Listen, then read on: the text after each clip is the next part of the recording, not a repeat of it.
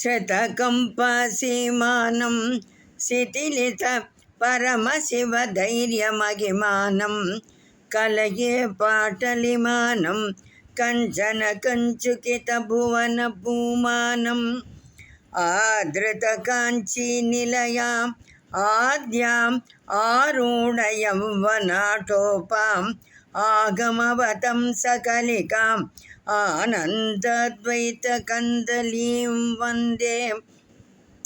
तुङ्गाभिरामकुचभरं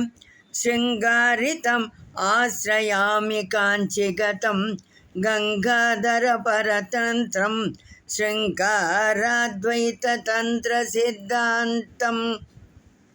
काञ्चीरत्नविभूषां कामपि कन्दर्पसूतिकापाङ्गीं परमां कलामुपास्ये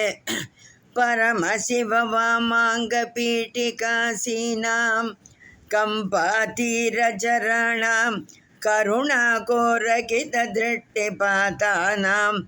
केळीवनं मनो मे केषाञ्चिद्भवतु चिद्विलासानाम् आम्रतरुमूलवसतेः आदिमपुरुषस्य नयनपीयूषम् आरब्धयौवनोत्सवम् आम्नायरगस्य मन्तरमवलम्बे अधिकाञ्चि परमयोगिभिः आदिमपरपीठसीं निदृश्येन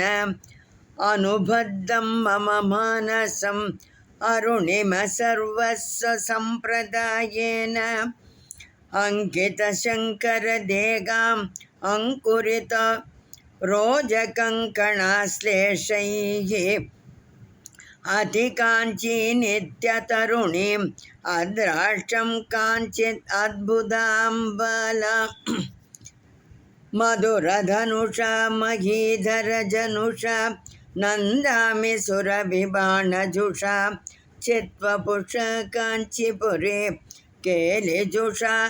बन्धुजीवकान्तिमुषा मधुरस्मितेन रमते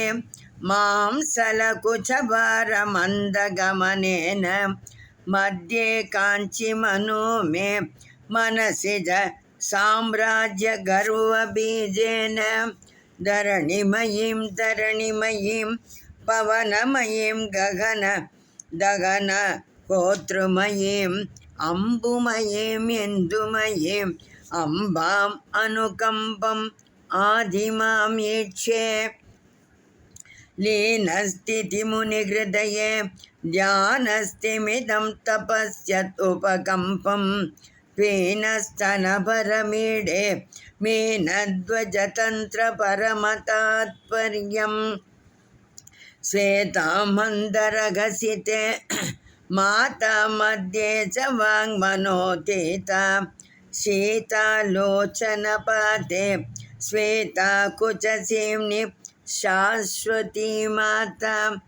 पुरतः कथानुकरवै पुरवैरिविमर्दपुलकिताङ्गलतां पुनतीं काञ्चीदेशं पुष्पायुधवीर्यसरसपरिपाटीं पुण्या कापि पुरन्द्री पुङ्कितकन्दर्भसम्पदा वपुषा पुलिनचरीकम्पाय पुरमतनं पुलकनिचुलितं कुरुते।